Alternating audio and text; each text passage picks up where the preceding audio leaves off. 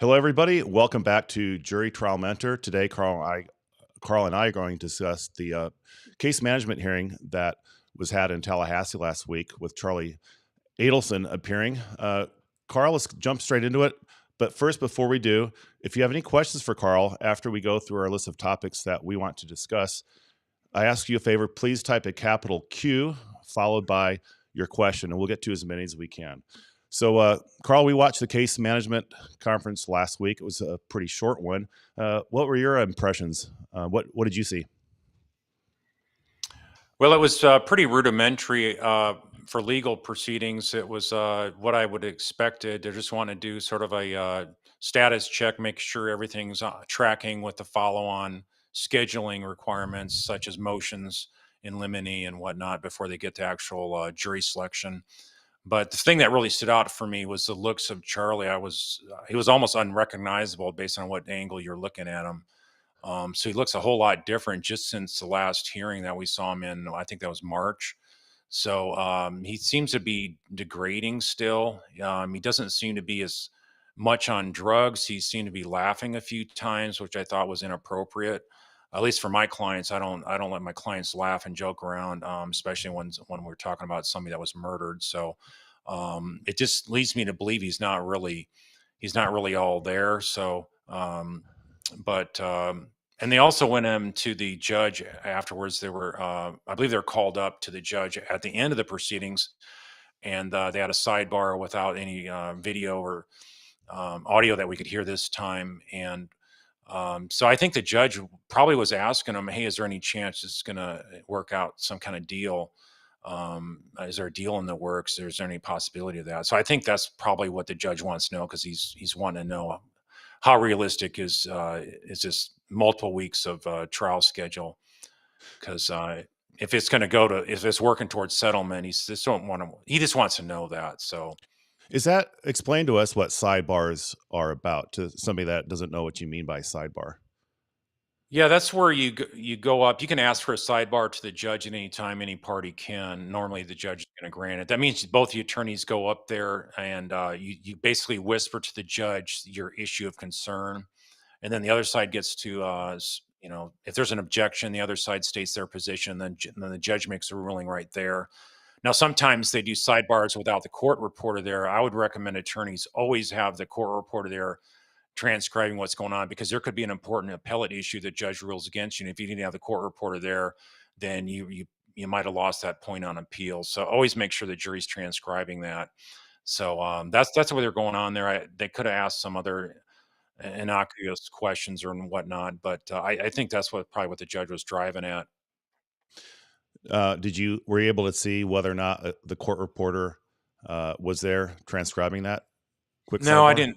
I did not notice that at all. I wasn't paying attention for that part. Yeah, back to Charlie's appearance. He looks like he looked different. He looked pretty stoic last time. This time he seemed animated. He seemed happy. And my guess, he's probably happy just to be around humans, especially another woman sitting right next to him who actually gave him a back rub as she was walking by his back. But you've seen people like Charlie who've been um, locked up for this long, almost a year and a half. Is this typically what you see? And it's got to be. Tell us again, for those of people that haven't seen you talk about this before, remind people of really the conditions. What's he facing in a county jail versus state prison? Well, I think a lot of it has to do with who you have in there. He's not been confined before, so that alone would be a real shock to his system.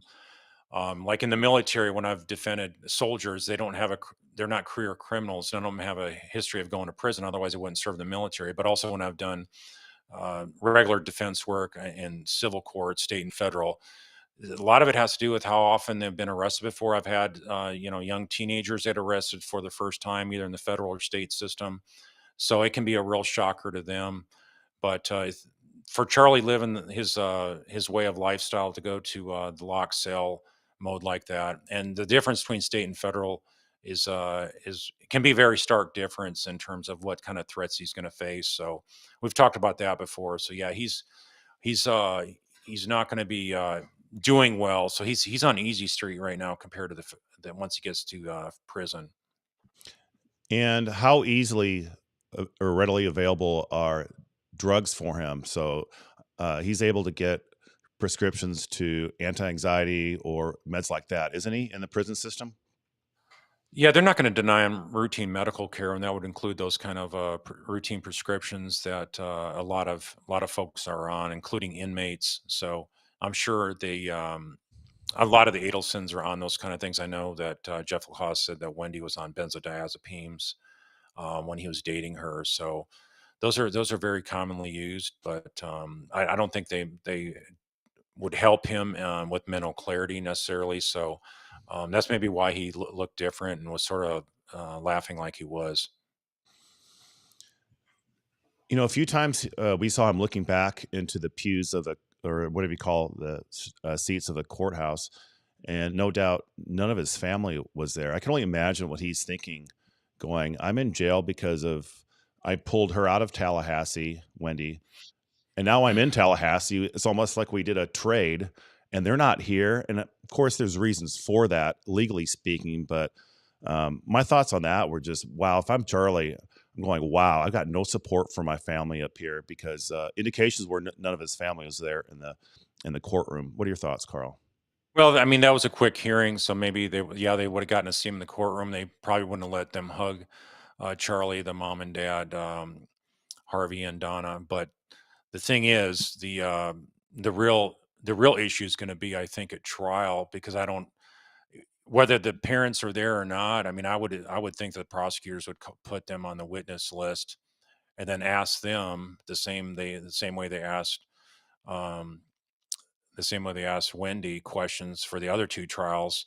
I would think they would want to ask the parents as well, and then ask them, what did they talk about?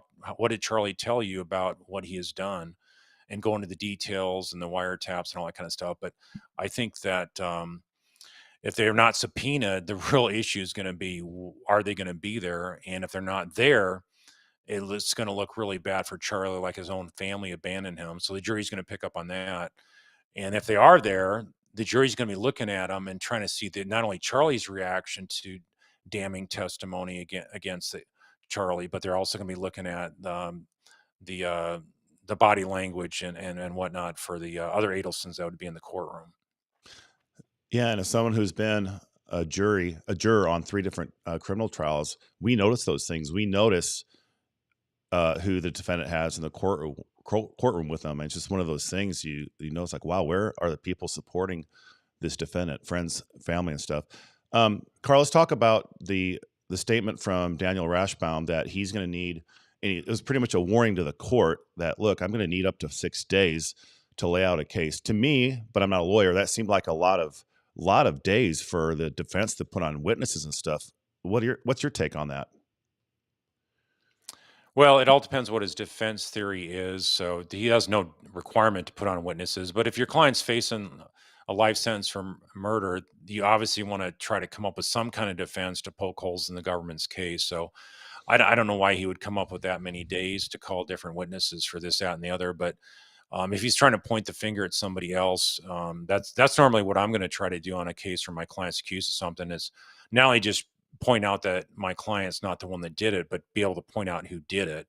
I mean, I had a case like that one time where there was somebody that was an assault, aggravated assault, and they said they weren't there, but I also was able to show good evidence that there was somebody else that was actually at the house visiting at the same time. And so, but miraculously, I was so shocked the judge wouldn't let me bring that out, which was reversible error. But thankfully, we won the case. But you can get some really weird rulings from judges. So, which reminds me, I did see the other night. It was just like 2 minutes, 41 seconds on AA Legal Focus. There was some professor from North Carolina talking about how if Wendy invokes the fifth, could it be admissible or previous testimony in the other cases? And he thought it probably could be. He wasn't sure, but he probably thought it could be admissible. But my opinion on it is it's flat out wrong that there's no way she would be able to have her testimony be admitted by the prosecution.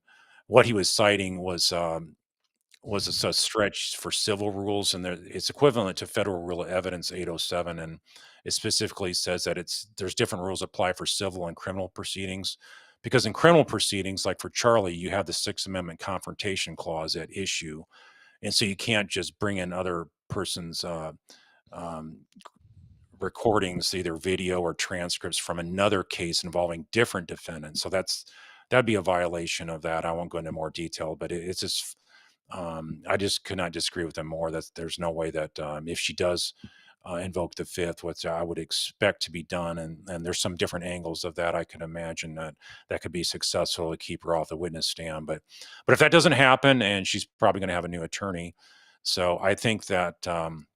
Maybe she does testify, and I think the beauty of this, John, is if you stop to think about how Charlie in his craziest way, he came up with this plan for the family to all join in on, for him to be there and have his own sister that he helped be the planner for this on testifying against him and help put him away for life. It's really it's just his head's got to be spinning, and the level of mental torment that's going to be for especially Donna, I think is going to be quite interesting. And she's not going to be there during the testimony either. So I think they got some really rough days ahead. It's going to be very interesting. It's going to be a roller coaster ride. There's going to be, I think, a lot of fireworks in the courtroom, and I think it's going to be quite riveting for spectators to see. And basically, I think it's none of this is going to add up well for any of the Adelsons. So I think the days are the wheels of justice. Each day is getting a little picking up speed for the Markel family. So I'm looking forward to that. Yeah, me too. If you think about this, I mean, such an enmeshed family from the time Charlie is arrested in April of last year, that stops cold in its tracks. There's no enmeshment today. We're talking complete enmeshment of talking about everything and being so careless even to invite an FBI wiretap to the second Charlie is arrested.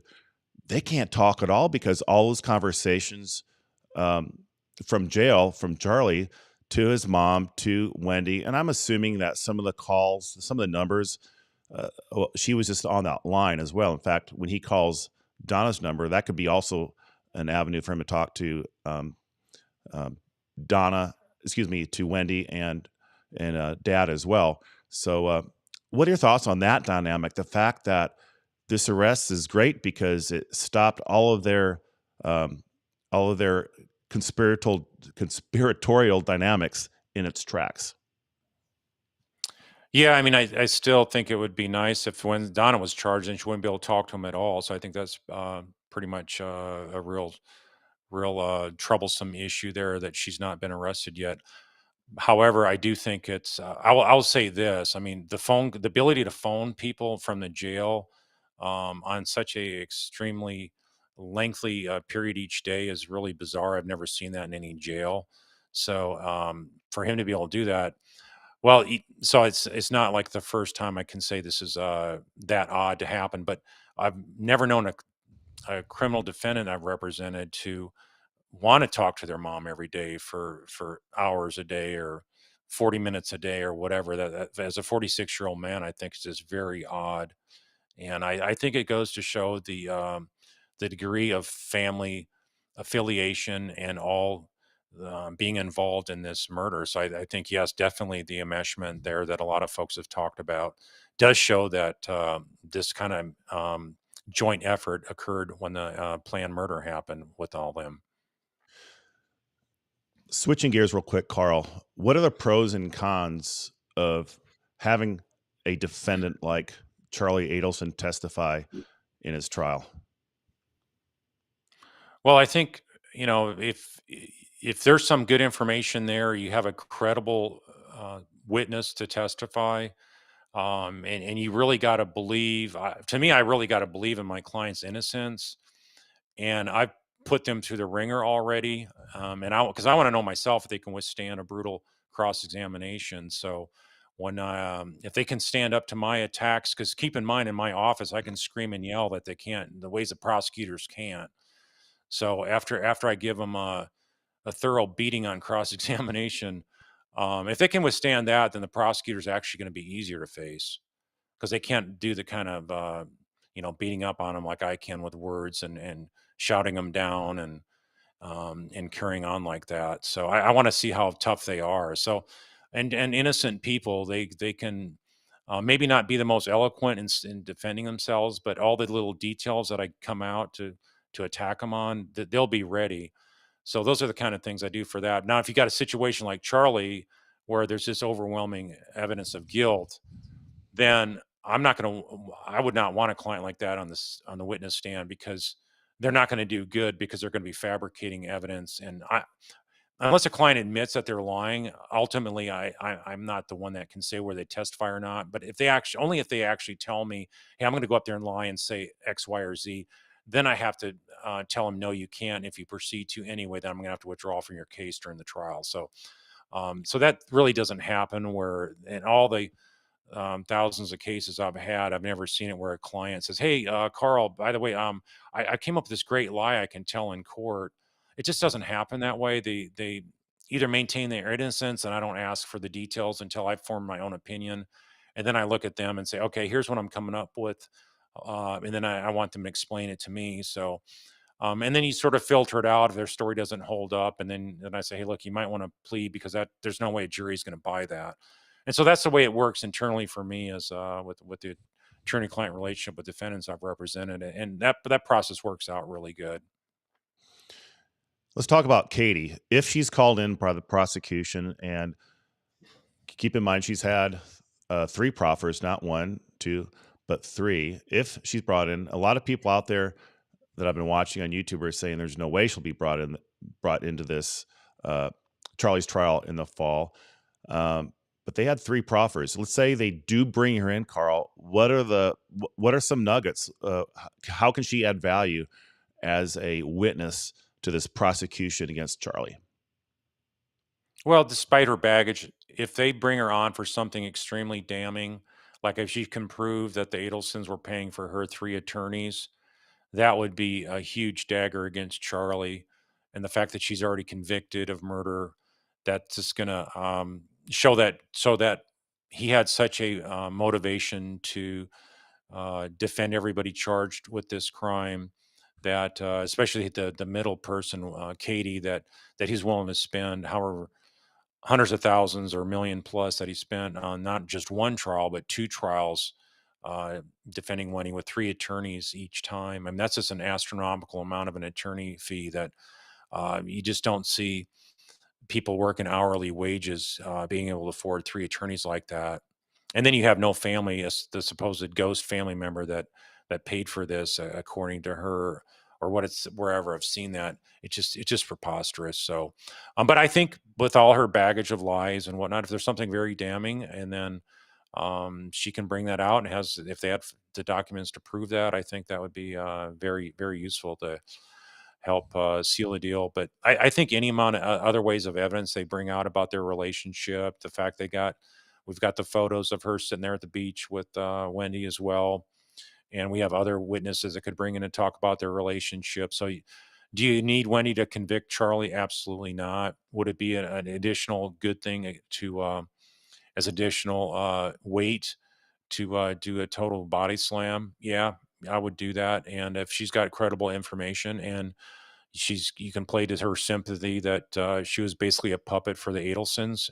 And keep in mind, this is a wealthy, rich family. She was doing the go between her and the criminal hitmen, and they got money. They're promising protection.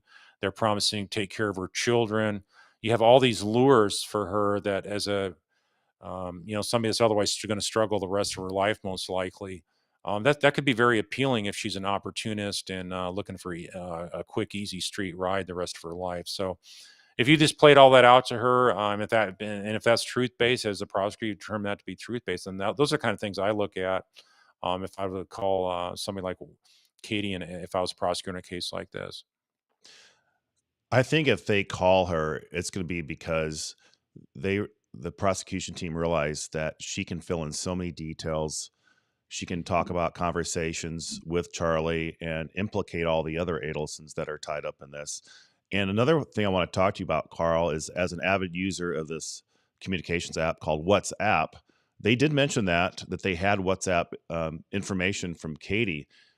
So in my mind, when they say, "Hey, Katie's going to be testifying," I immediately start thinking of all the damaging information she has on WhatsApp, because WhatsApp is audio messages, it's pictures, it's videos, and standard text messages.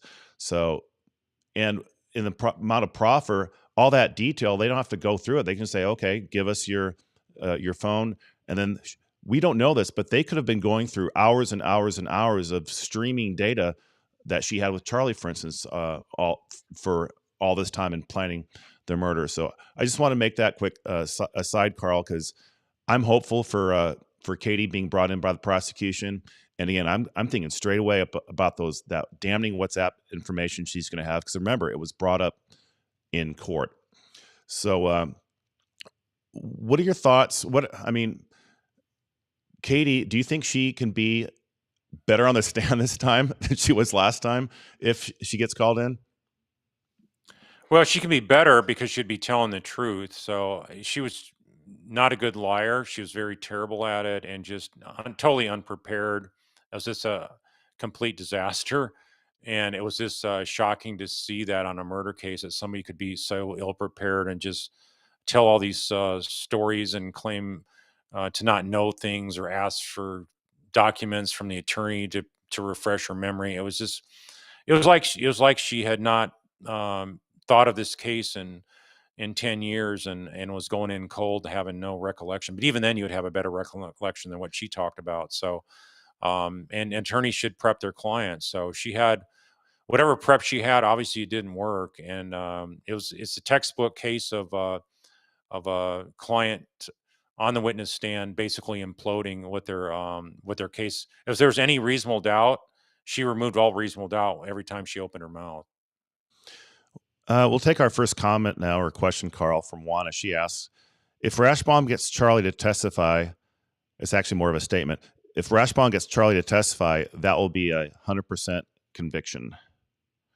Well, that's like I just said. Yeah, that's the same kind of thing with Katie. Katie's testifying removed all doubt of a reasonable doubt that any juror could have had. So if Charlie would get on the stand, he's going to absolutely destroy himself. It's just going to be so incredible, incredibly unbelievable. Whatever he's talking about, how he was not involved in this and whatnot, and it's just going to be it's going to be another pretty much disaster in the end, just like it was for Katie, from my assessment. Katie Brown asks, what is the benefit of Charlie to have his parents at the trial? Well, I think there is no good benefit, but because I think that if they're there, the jury's going to look at all of them and think, yep, they're all in on it together, and be looking at the body language to when damning evidence comes out, and they're going to be sizing them all up together. So normally, a lot of jurors I've found will zero in on the defendant. And I've talked before about how they have a heightened requirement of credibility and that they're and truthfulness for the defendant over anybody else. So witnesses A through Z can come in there and they'll have a certain standard of testing them on whether they're truthful or not.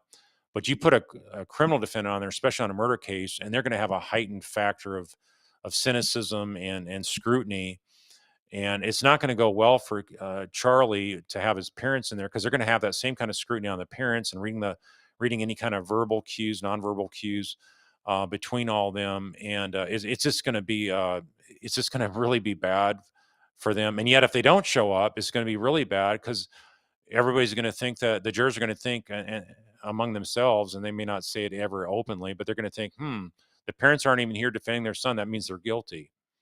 So either way, it's like it's a no-win situation for Charlie. Stewart asks, will Wendy be called to testify in Charlie's trial?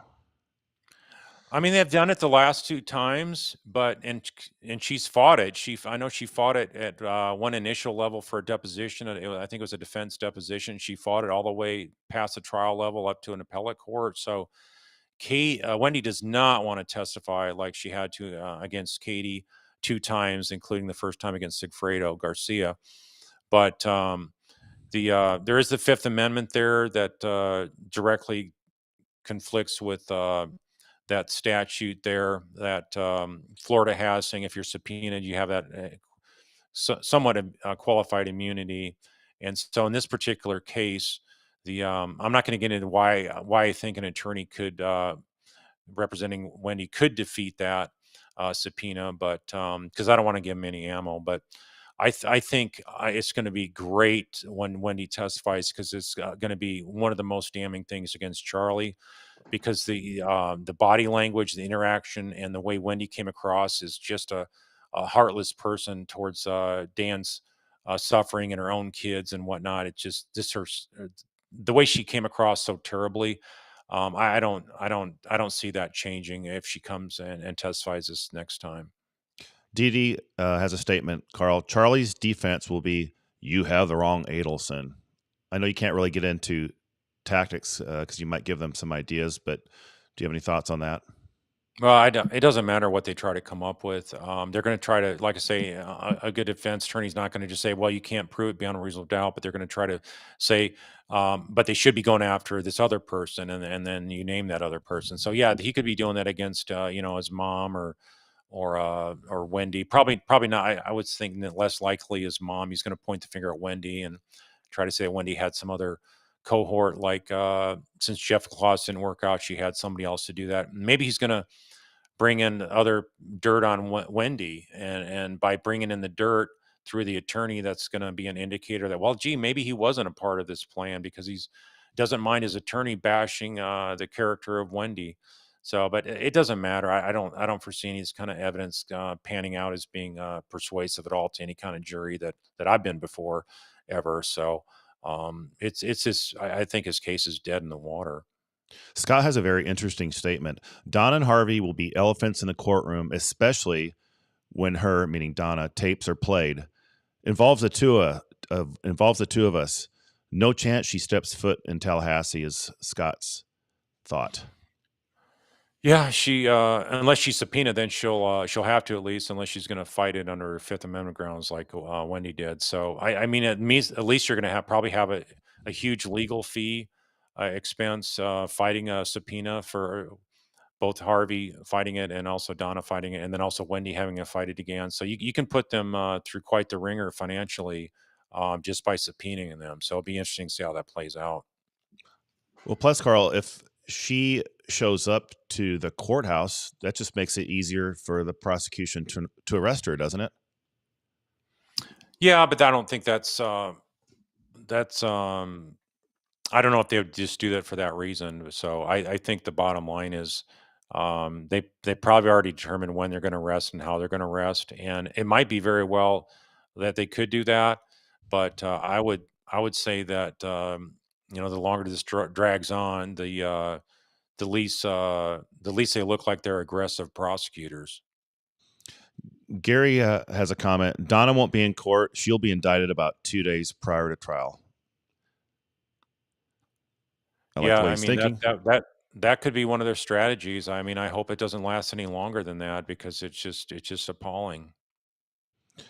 We kind of covered this next one already. Mary says, you think Charlie will take the stand and try to blame another family for Mhm. hiring the Yeah. hitman? In other words, will he turn on Donna or Wendy? But explain again, Carl, how it's not an either or. It's all or nothing in this. If he flips, it's on everybody, isn't it? Well, are you talking about negotiating a plea agreement, or are you talking about when if he testifies? Those are two completely different issues. So, um, The plea agreement. okay, yeah, if he pleads out, I mean, ideally, a prosecutor is going to want to get everybody involved, and they're not going to allow you to say, "Well, don't go after the parents." But you never know in this case. I mean, think about the deal Epstein got down there in Miami, where he got other people to be immune from prosecution for sex offenses against minors. So that's just pretty preposterous. So it's just totally different what goes on down there in Florida. It can be really be some bizarre stuff that makes you just go, "How in the world did that happen?" Roxanne says, I think Katie is only valuable if she can implicate the other Adelsons. Otherwise, she's no good for this trial. We kind of agree with that, don't we, Carl? Well, I think it's still it would be interesting to see if her, defense was paid for by him and just show more of the dynamics for it, but I don't know, I don't think she's necessary at all to prosecute, so I think they were just interested at least to see what she had to say to help, maybe at a minimum, she maybe give 'em information that's helpful to cross-examine any of the, other Adelsons if, they're gonna get on the stand, but I can't imagine Charlie calling his parents or anything like that to the witness stand. I mean, that'd just be a complete disaster, so, um, because they would have to, if the prosecutor calls them, they're going to try to plead the fifth and get out of it. But it's just going to be very, very interesting because of that Florida statute to see how this plays out. Because the pressure that's going to be dialed up in the Adelsons is just going to be overwhelming. New York Patriot lady asks Carl why Isom told Wendy she's not a suspect. That triggered me. Yeah, that was. I think I remember exactly where that was. I mean, she was pretty much cleared 40 minutes in the conversation, and it wasn't as a lot of people tend to call this an interrogation. This is not an interrogation. Interrogation is where you have already pretty much solved the case. And you're trying to get the number one suspect to confess. So they didn't have enough information to do an interrogation, but they should have done follow up, more aggressive questioning on her. But I think he was just, in the other mindset. Well, she doesn't look like the person that'd be a killer, so I'm just gonna treat her as that. We haven't talked about Jeff Lacasse in a while. Jeff, or the princess says Jeff Lacasse, or Lacasse, I think is how he pronounced it, Hmm. best witnessed. What do you think of Jeff as a witness in this upcoming trial of Charlie's Carl? Yeah, I mean that's. I thought he was great. I thought he was. I mean, I thought the jury really would have liked him because of the what he went through and the way he was set up and the way he was groomed by Wendy. And of all people to be groomed, a guy that has forensic psychiatry expertise. So they really picked the absolute worst person they could have to date. And I think the whole dating thing, what I would argue if I was a prosecutor in a case like this, was that the whole dating thing was a sham just to set him up to have another, um, throw another wrench in the prosecution's case in the event they're charged. So I think it, is such a huge backfire. And so the one person you try to set up as a witness or to be the criminal defendant winds up to be your star witness basically in the case against you. So, and he's going to be a witness again, a star witness, not like it was in the other cases. So, let's just hopefully expect that he's going to be testifying several more times, and other arrests for the Adelsons and their subsequent trials. Dina asks, now that Wendy's attorney is defending Trump, do you think he'll still represent little Wendy or will he send a stand in? And we're talking about the attorney, John Laurel, for those people that don't know what attorney she's mentioning. Yeah, I mean, to have that many number of cases, I don't know if he's going to be on all of them. It sounds like he is involved in all four cases in four different locations, and the amount of discovery on those alone would just be overwhelming. And so I don't know why. I don't know if I had a situation like that, I would let my lower tier clients. Uh, Maybe be with them, have them referred to an associate in the law firm or something like that, or just have to completely withdraw from representation. So I just don't see him representing her anymore. I'd be shocked if he was able to do that. Debbie Fox asks, Carl, can Charlie now claim mental illness?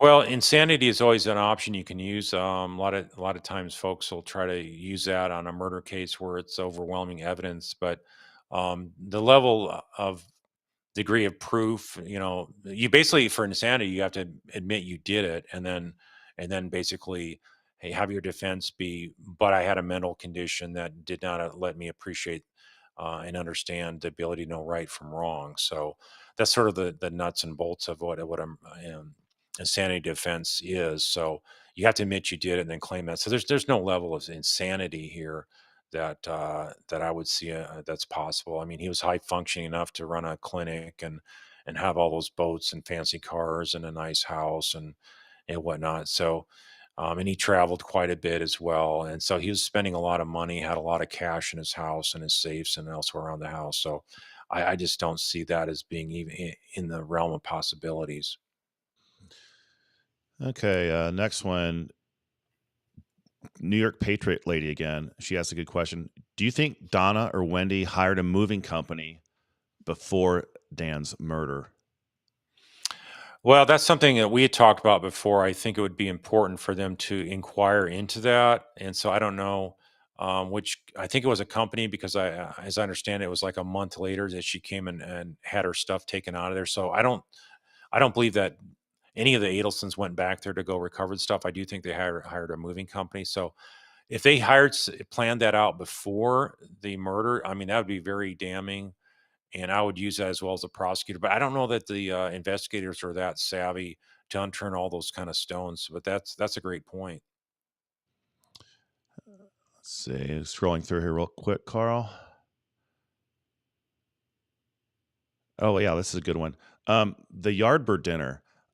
If Katie testifies, that will be really good because she can give all the color details of what happened on that um, Yardbird meeting. It's a restaurant down in Miami. Thoughts?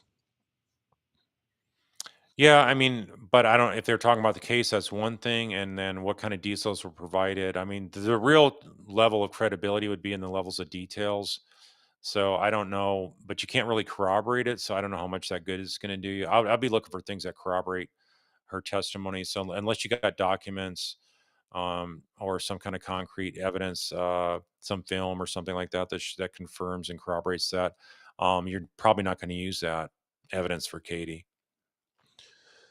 Want to ask, will Charlie basically spend his life in jail for Wendy? Question mark, question mark.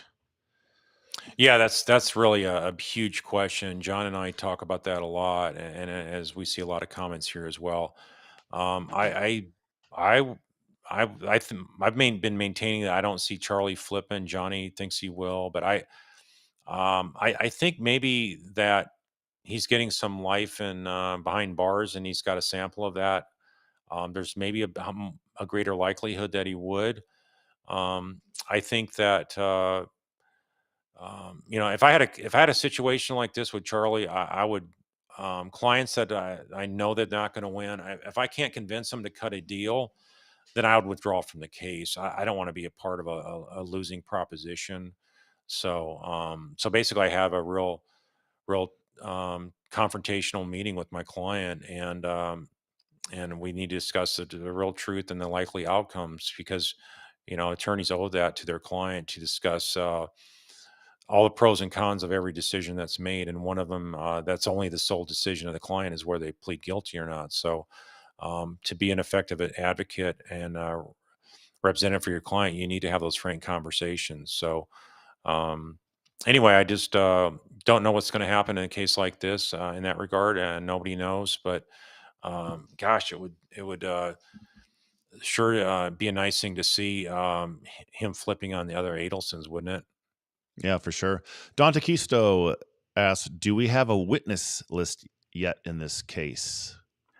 There's a witness list that's a real that are never going to be called to the trial and have such limited knowledge of the case. Even Harvey and Donna are listed on that list as well. But anyway, it's going to be way whittled down, and there is a new final witness list that Judge Wheeler is making them comply with. So that'll be posted here in the coming days or weeks, I should say, that we'll be able to see who the prosecutor actually intends to call, as well as the defense as in their case in chief. So they don't have to put notice of rebuttal witnesses, but they do have to put them for their case in chief. Wesley John Holmes asks, "At what stage does it become too late for Charlie to flip on Donna and Wendy before the commencement of the trial?" Well, you can. There's never really a time too late, I would say, other than when after the verdict's announced. If the verdict comes back guilty, then it's a lot of times it's too late at that point. But you can always try to cut a deal later, like sort of like Katie was trying to do. But those are really frowned upon by prosecutors. They want them to flip beforehand. So a lot of times they just wouldn't even deal with them. Like they didn't have to listen to Katie's proffer. They could have said, "Sorry, we were not interested." And then Katie's stuck with her life sentence without parole. But if he's willing to flip and speak truth to what really happened and implicate, which would involve implicating the other family members, then I can see them offering a deal for 20 something, and in exchange for bringing down the other Adelsons. Tammy asks, or makes a nice statement. Even if Harvey escapes an indictment or conviction, his shattered reality will be his punishment, as well as Dan's justice. Yeah, that I think he's almost 80 now. So having all your family members arrested and convicted except for you, that would be quite tormenting, I would imagine. But it's something that they didn't think through sufficiently beforehand, and they had no regard for the life of Dan Markel or the grandsons of them, and so and it's just really despicable and sad that that this has turned out the way it has. But Harvey never put his foot down and stopped this from happening, as it's pretty obvious he could have called out the plan if he would have just said no, we're not going to do this, we're not going to be killers, and we're not going to do this to the boys. Okay. My apologies to Debbie Martin. Apparently, you had a good question that escaped this feed. There's a lot of comments coming through. I think almost 300, but I think this is the one, Debbie. Carl, I didn't have a chance to read this ahead of time, but I'll read it now. Why do you think both Sigfredo Garcia's attorney and Georgia Kappelman brought up the parked Jeep, and why Jeff Lacoste didn't remember Charlie Adelson arriving to his house late? Meaning W and J, Wendy and Jeff at his house. Seems Charlie knew Sigfredo Garcia. Are you following that? No, I'm not. I'm not really following that. Debbie has a lot of insights and details and memories that I think most of us don't have. So good job, Debbie. But I think there's a lot of stuff that's not brought out that I think would be brought out. And the like I've said many times, the details are what's key to win cases. And so that's a level of detail we need to flush out all those kind of details. I just don't remember that one, Debbie.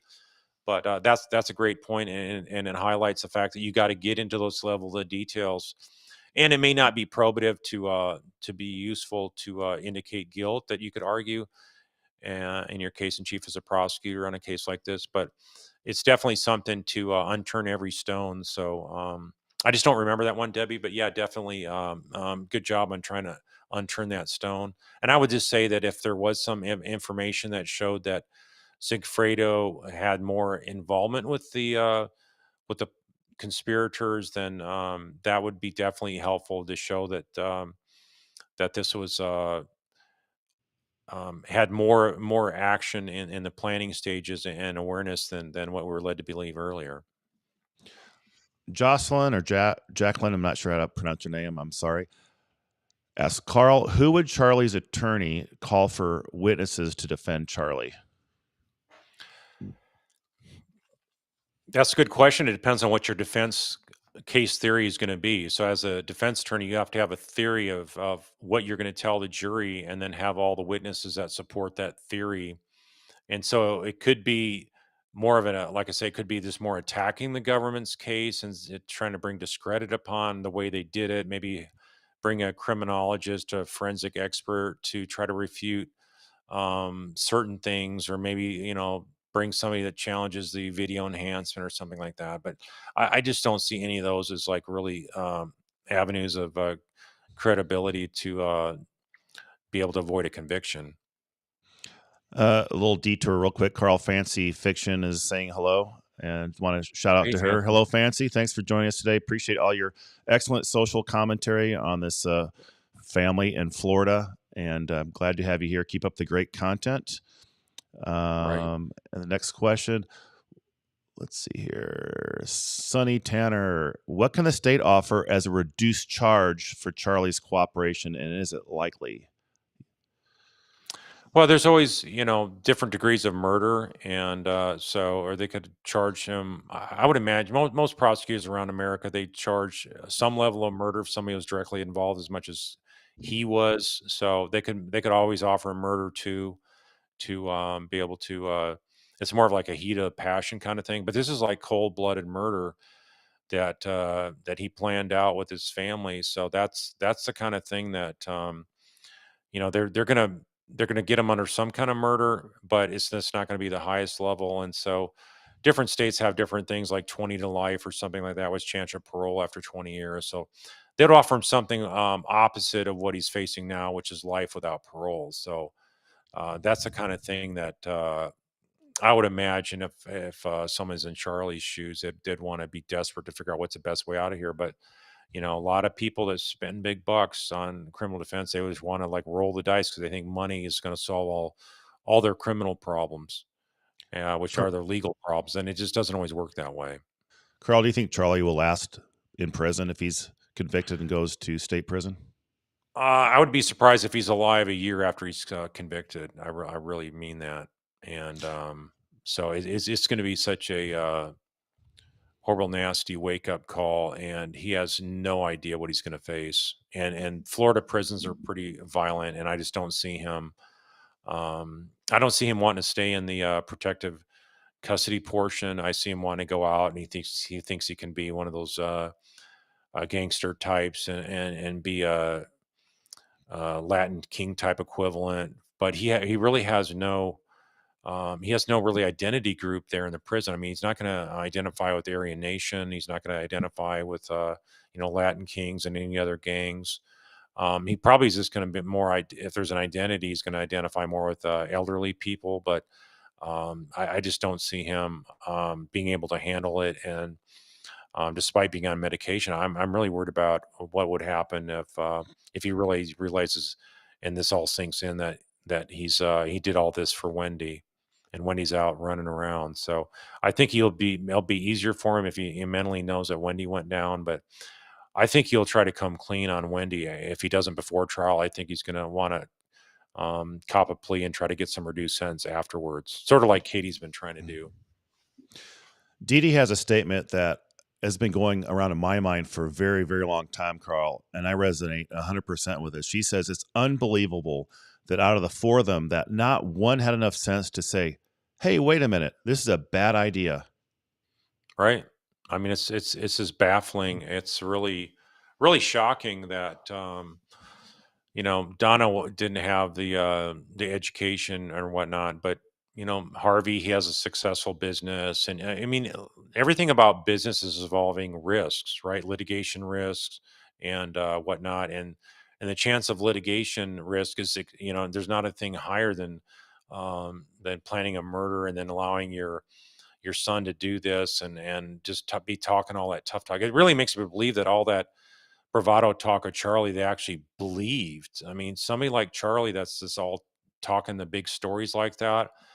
I mean, people that always talk big stories like that, I mean, you just don't really find credible and believable, and it's just sort of like they're craving attention more than anything. So it's just and then you have a lawyer, Wendy, although she wasn't a criminal defense expert or prosecution expert. You think she would say, this is not going to happen, but I just think she pretty much said, okay, it's my brother's got to plan this out. I don't really know anything better. I don't know criminals that could do this. Jeff Lacoste isn't volunteering stuff when I talk about how terrible of a person that Dan Markel was to her. I mean, it's just none of this makes any sense. And yeah, it is disgusting that nobody else would come up to Dan's defense. Stewart asks, could Charlie's lawyer, Dan Rashbaum, push Charlie not to plea out to generate more legal fees for himself? I don't know if he's done it with a flat fee or if he's done it hourly. My guess is he's maybe done it a flat fee, and so I don't I don't know that I think there's that dynamic where the client can come at someone if I like, for example, if I charge somebody 1.5 million to defend on a murder case, and then a month before trial I say, you know what, you got no chance of winning. We need to go to some plea negotiations. Are you on board with this? They're going to go, well, then give me my money back. I mean, that's the normal client reaction you'd expect. So I think that would be the same case with Charlie. So I think that's why a lot of attorneys don't really have those tough talks with clients and really get face to face and convince them that, you know what, you're really rolling the dice here in the wrong way. You're taking a gambling risk that's not going to end well for you.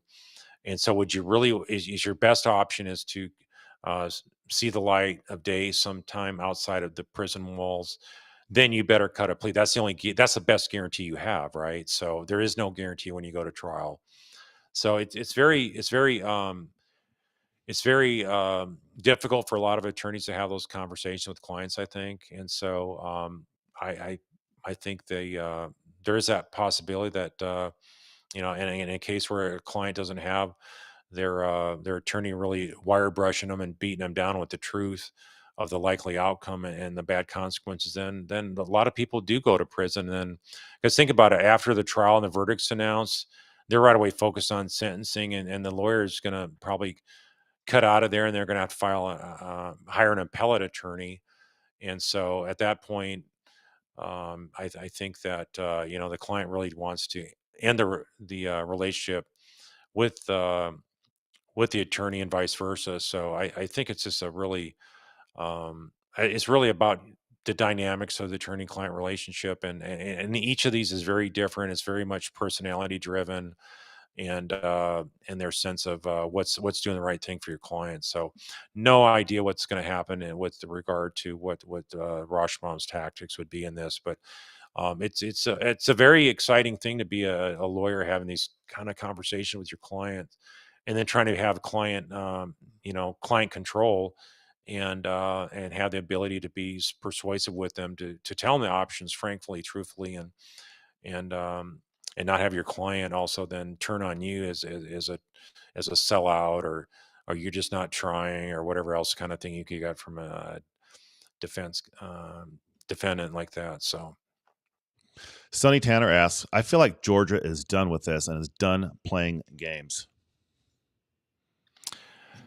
well, I think Georgia has probably been done with this. Yeah, it's a good point. I think she's probably been done with this for a long time ago, but I think she's got a boss that's holding her back. So I think that her and Sarah Dugan would be able to bring Charlie down and the rest of Adelsons, no problem. But I think there's something holding them back, that they don't have authority to charge the rest of Adelsons as of yet. But maybe that's already planned out, and they're just going to daisy chain these arrests and indictments that come before it, and then in the actual trials. And so I just think the time factors is really a bad thing, to let these arrests keep dragging out and languishing like this, because evidence gets stale over time, people's memories get worse, and people do wind up getting sick or die.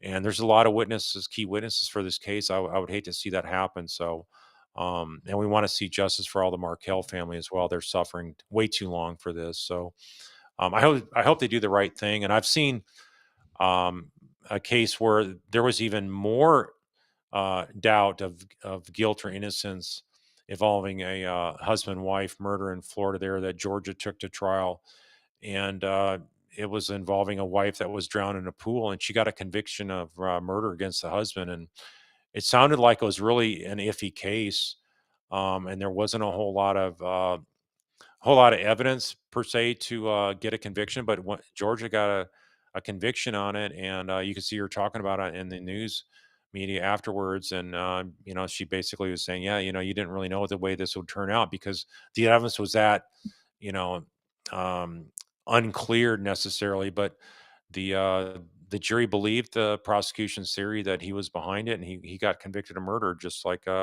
Charlie's about to. Scott asks, what about a civil suit? They'd all be forced to deposition or forfeit, and they'd face financial ruin and be stained as liable for the murder. Is that a possibility, I, Carl? Yeah, I like that tactic. I think a lot of times family members don't want to do that because they're worried about if things are going to get mucked up in a civil proceeding or whatnot. But I think trying to put that kind of another dial-up way of pressure to try to get them on a witness stand is a good thing. And but there's you'd have to look at statute of limitations for wrongful death, and from my experience, wrongful death statutes, normally are just a couple years, and we're going on 9 years. So I don't imagine that would be in play in Florida. But you could just Google statute of limitations for wrongful death for Florida and see what I'm talking about. Elizabeth says, I feel sad for the kids once they realize their mother and family were responsible for the death of their father. Just a Right. comment here. Totally agree with her Yeah, on that. it's going to be very traumatic, and kids are going to act out, and the whole level of trust that you think that your family has, and showing you how to live your life and grow into adulthood is uh, all basically a scam, a sham, and they put the worst kind of hurt you could on those two boys. It's really disgusting. Ivan says the Adelson family trapped by their own doings. Karma boomerang. Kind of agree with him on that. Let's see here.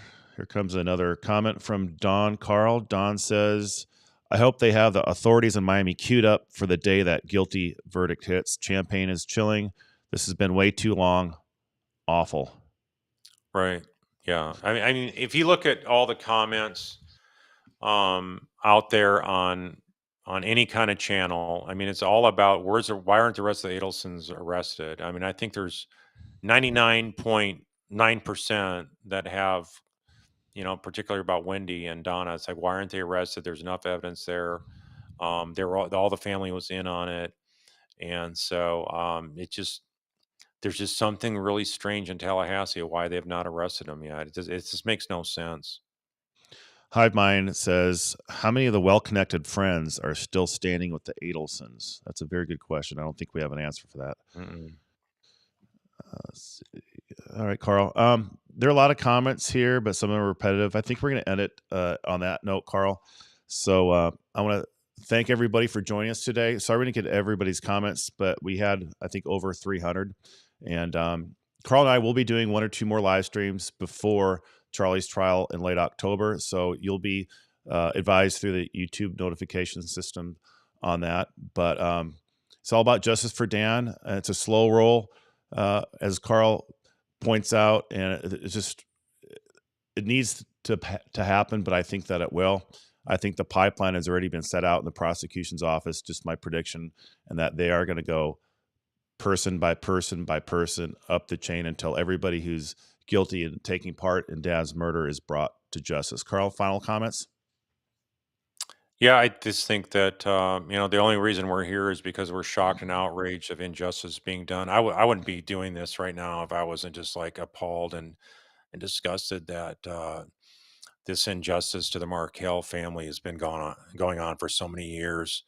And so it's hopefully all this is not in vain, and we need to let people know that you're not going to get away with this kind of thing. That justice is coming around the corner, and it's going to come at a time maybe when they least expect it. But they need to dial up the pressure and get moving out and be ready to make these arrests. Hopefully, they're arresting all of them at one time. But if they're going to do it one by one, I guess that's better than not doing it at all. But I do believe that they will be arrested at some point. I think there maybe just have a little bit of politics from the chief prosecutor that's not wanting him to go out on a limb just yet. And in their mind, it's going out on a limb. I don't think it's going on a limb at all. So I just believe that we're going to see more arrests, and I think we're expecting that. A lot of people are expecting that here to happen right around Charlie's trial. So it's going to be an exciting period at the end of October, early November. Totally agree. And I have a lot of confidence in the two prosecutors in this case who have a couple different styles in the way they go after the witnesses, but I think they're both really effective. And I love how Georgia, for instance, is just so calm. And having, again, been a juror, watching someone like that would just be so pleasant because it's calm. She's rationally laying out the case. Then you have some with a little bit more fire and a little spunk in her personality on going against people in the witness stand. So I really look forward to that. And on that note, Carl and I will be doing our best. We've got jobs, but we'll be doing our best to carry live streams after every day to give Carl's thoughts and opinions on what he saw in the courtroom. But really look forward to that. It's going to be here pretty close. Thanks for joining us today. And until our next live stream, we'll see you. Bye.